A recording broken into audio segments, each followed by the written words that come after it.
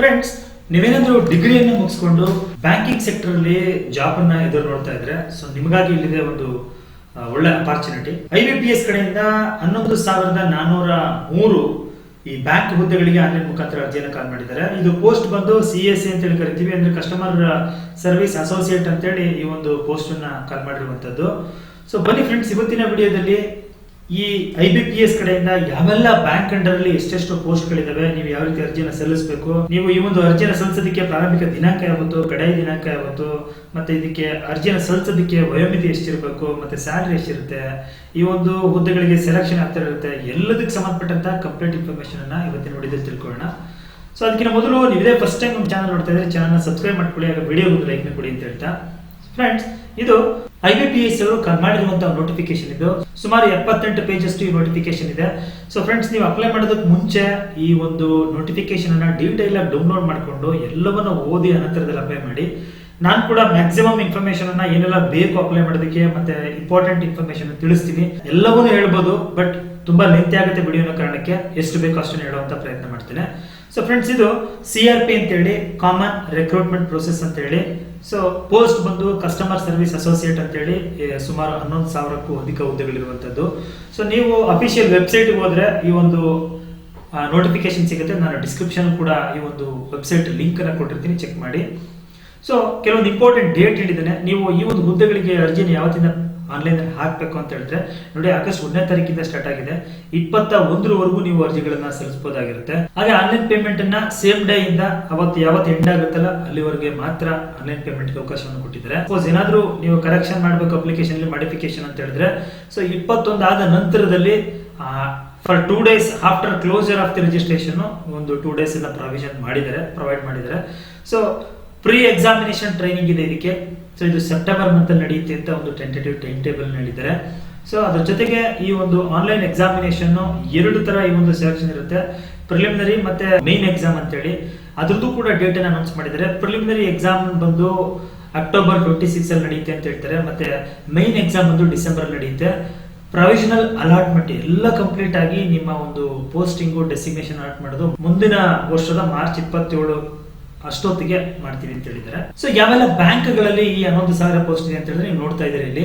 Bank of Baroda, Canara bank, Indian overseas bank, UCO bank ಅಂತೇಳಿ, bank of India, central bank of India, ಮತ್ತೆ Punjab national bank, union bank of India, bank of Maharashtra, Indian bank ಮತ್ತೆ Punjab and Sind bank ಗಳಲ್ಲಿ post ಕಾಲಿರುವಂತದ್ದು. So ಎಷ್ಟು salary ಅಂತ ಕೇಳಿದ್ರೆ, so ಇದಕ್ಕೆ ನೋಡಿ 24,050 ಬೇಸಿಕ್ ಆಗಿರುತ್ತೆ. ಸೊ ಗ್ರಾಸ್ ಸ್ಯಾಲರಿ ಬಂದು 64,480 ಗ್ರಾಸ್ ಸ್ಯಾಲರಿ ಇರುತ್ತೆ. ಹಾಗೆ ಈ ಒಂದು ಹುದ್ದೆಗಳಿಗೆ ಅರ್ಜಿನ ಸಲ್ಲಿಸೋದಕ್ಕೆ ಏಜ್ ಎಷ್ಟು ಅಂತ ಹೇಳಿದ್ರೆ, ಸೊ ನೋಡಿ ಇಲ್ಲಿ ಹೇಳ್ತಾರೆ, A candidate must have been Born not earlier than 2/8/1998 and not litre than 1/8/2006. Both date is inclusive ಅಂತ ಹೇಳ್ತಾರೆ.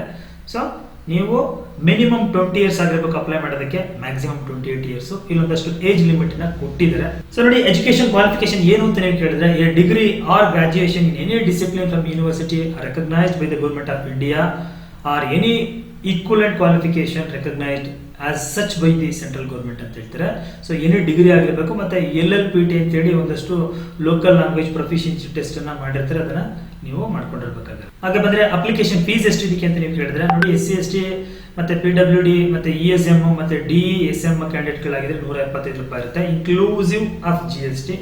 ಬೇರೆ ಅದರ್ ಆಲ್ ಕ್ಯಾಂಡಿಡೇಟ್ಸ್ ಗೆ 850 ರೂಪಾಯಿ inclusive of GST. So structure of examination ಯಾವ ತರ ಇದು ಸೆಲೆಕ್ಷನ್ ಅಂತ ನಾನು ಆಗ್ಲೇ ಹೇಳಿದೆ. 2 ತರದ ಎಕ್ಸಾಮಿನೇಷನ್ ಇರುತ್ತೆ, ಪ್ರಿಲಿಮ್ಸ್ ಮತ್ತೆ ಮೇನ್ಸ್ ಅಂತ ಹೇಳಿ. ಸೊ ಪ್ರಿಲಿಮಿನರಿ ಎಕ್ಸಾಮಿನೇಷನ್ ಯಾವ ತರ ಇರುತ್ತೆ ಅಂತ ಒಂದು ಸ್ಟ್ರಕ್ಚರ್ ನ ಕೊಟ್ಟಿದ್ದಾರೆ ಇಲ್ಲಿ. ಇದು ಆಬ್ಜೆಕ್ಟಿವ್ ಟೈಪ್ ಟೆಸ್ಟ್ ಇರುತ್ತಂತೆ. ಸೊ ಇಲ್ಲಿ ನೇಮ್ ಆಫ್ ಟೆಸ್ಟ್ ಬಂದು ಇಂಗ್ಲಿಷ್ ಲ್ಯಾಂಗ್ವೇಜ್, ನ್ಯೂಮರಿಕಲ್ ಎಬಿಲಿಟಿ ಮತ್ತೆ ರೀಸನಿಂಗ್ ಎಬಿಲಿಟಿ 3 ಕವರ್ ಆಗಿರುತ್ತೆ. ಸೊ ಇಲ್ಲಿ ನಂಬರ್ ಆಫ್ ಕ್ವಶನ್ 30, 35, 35 ಅಂದ್ರೆ 100 ಕ್ವಶನ್ ಇರುತ್ತೆ, 100 ಮಾರ್ಕ್ಸ್ ಇರುತ್ತೆ. ಸೊ ಓವರ್ ಆಲ್ 60 ಮಿನಿಟ್ ನ ಟೈಮ್ ನ ಕೊಟ್ಟಿರ್ತಾರೆ. ಸೊ ಮೈನ್ ಎಕ್ಸಾಮ್ ಬಂದ್ರೆ, ಸೊ ಇಲ್ಲಿ general or financial awareness, general English, reasoning ability, quantitative aptitude ಅಂತ ಹೇಳಿ. ಸೊ ಇದು 40 ಮಾರ್ಕ್ಸ್ ಆಗಿರುತ್ತೆ, ಅಂದ್ರೆ ಓವರ್ ಆಲ್ 160, 200 ಮಾರ್ಕ್ಸ್ ಇರುತ್ತೆ. ಸೊ ಇದು 125 ನಿಮಿಷದ ಟೆಸ್ಟ್ ಆಗಿರುತ್ತೆ. So list of versions test of medium of examination ಅಂತ ಹೇಳಿ ಇದನ್ನ ಕೊಟ್ಟಿದ್ದಾರೆ. ಸೊ ಆ ಒಂದು ಲೋಕಲ್ ಲ್ಯಾಂಗ್ವೇಜ್ ಗಳಿಗೂ ಪ್ರಯಾರಿಟಿಯನ್ನು ಕೊಟ್ಟಿದ್ದಾರೆ. ಕರ್ನಾಟಕದವರಾಗಿದ್ರೆ ನೀವು ನೋಡಿ, ಇಂಗ್ಲಿಷ್, ಹಿಂದಿ, ಕನ್ನಡ ಮತ್ತೆ ಕೊಂಕಣಿ 4 ಲ್ಯಾಂಗ್ವೇಜ್ ಇರುತ್ತೆ. ಕನ್ನಡದ ಒಂದು ಪೇಪರ್ ಇರೋದ್ರಿಂದ ಖಂಡಿತವಾಗಿ ನೀವು ಇದನ್ನ ಪಾಸ್ ಮಾಡೋದಕ್ಕೆ ಅವಕಾಶ ಇರುತ್ತೆ. ಎಲ್ಲರೂ ಅಪ್ಲೈನ ಮಾಡಿ ಅಂತ ಹೇಳ್ತಾರೆ ಫ್ರೆಂಡ್ಸ್. ಹಾಗೆ ಬಂದ್ರೆ ಪೆನಾಲ್ಟಿ ಫಾರ್ ರಾಂಗ್ ಆನ್ಸರ್ ಇದೆ. ಸೊ ನೀವೇನಾದ್ರೂ ರಾಂಗ್ ಆನ್ಸರ್ ನ ಕ್ಲಿಕ್ ಮಾಡಿದ್ರೆ ಅಥವಾ ರೌಂಡ್ ಅಪ್ ಮಾಡಿದ್ರೆ 0.25 ಡಿಡಕ್ಟ್ ಮಾಡ್ತಾರೆ. ಸೊ ನೀವು ಯಾವುದೇ ಆನ್ಸರ್ ನ ರೌಂಡ್ ಅಪ್ ಮಾಡದೆ ಹಾಗೆ ಬಿಟ್ರೆ there is no penalty marks ಅಂತ ಹೇಳ್ತಾರೆ. ಸೊ ಎಕ್ಸಾಮಿನೇಷನ್ ಸೆಂಟರ್ಗಳ ಬಗ್ಗೆ ಬಂದ್ರೆ ಸೊ ಇಲ್ಲೊಂದಷ್ಟು ಹೇಳ್ತಾ ಹೋಗ್ತಾರೆ.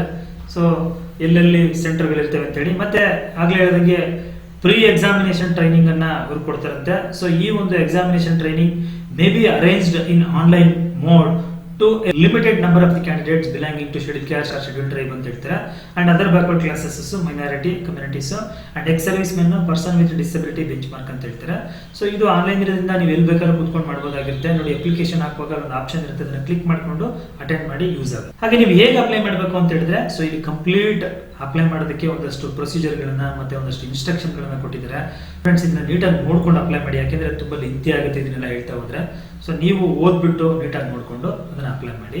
ನೀವು ಅಪ್ಲೈ ಮಾಡಬೇಕಾದ್ರೆ ನಿಮ್ಮ ಇಮೇಲ್ ID, ನಿಮ್ಮ ನೇಮು, ಮೊಬೈಲ್ ನಂಬರು ಎಲ್ಲವೂ ಬಹಳ ನೀಟಾಗಿ ಪರ್ಫೆಕ್ಟ್ ಆಗಿ ಕೊಡಿ. ಅದು ಮುಂದೆ ನಿಮಗೆ ಯೂಸ್ ಆಗುತ್ತೆ. ಒಂದಷ್ಟು ಜನರಲ್ ಇನ್ಸ್ಟ್ರಕ್ಷನ್ ಗಳನ್ನ ಕೊಟ್ಟಿದ್ದಾರೆ, ನೀವು ಅದನ್ನ ನೋಡ್ಕೊಂಡು ನಂತರದಲ್ಲಿ ಅಪ್ಲೈ ಮಾಡಿ. ಇನ್ನು ವೇಕೆನ್ಸಿಗೆ ಬಂದಿದ್ದೆ ಆದ್ರೆ, vacancy under CRP, that is CSA intent for the year of 27-28 ಅಂತ ಕೇಳಿದ್ರೆ, ನೋಡಿ ಇಲ್ಲಿ ಪ್ರತಿಯೊಂದು ಸ್ಟೇಟ್ ಅಲ್ಲೂ ಇರುವಂತಹ ಎಲ್ಲಾ ಬ್ಯಾಂಕ್ಗಳಿಂದ ಎಷ್ಟೆಷ್ಟು ಪೋಸ್ಟ್ ಖಾಲಿ ಇದೆ ಅಂತ ಅನ್ನೋದನ್ನ ನೀಟಾಗಿ ಕೊಟ್ಟಿದ್ದಾರೆ ಇಲ್ಲಿ.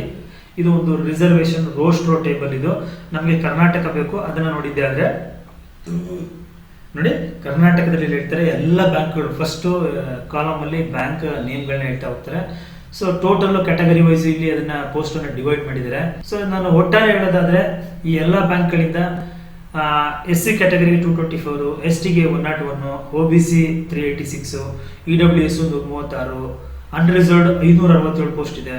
ಟೋಟಲ್ 1414 ಪೋಸ್ಟ್ಗಳು ಕರ್ನಾಟಕದಲ್ಲಿ ಈ ಕೊಟ್ಟಿರುವಂತದ್ದು. ನೀವು ಅದನ್ನ ಉಪಯೋಗಿಸ್ಕೊಳ್ಳಿ, ಅಥವಾ ನಿಮಗೆ ಒಂದು ಒಳ್ಳೆ ಅವಕಾಶ ಅಂತ ಹೇಳಿ. ಸೊ ಇದು ಎಲ್ಲ ಸ್ಟೇಟ್ ಟೇಬಲ್ಗಳನ್ನ ಕೊಟ್ಟಿದ್ದಾರೆ.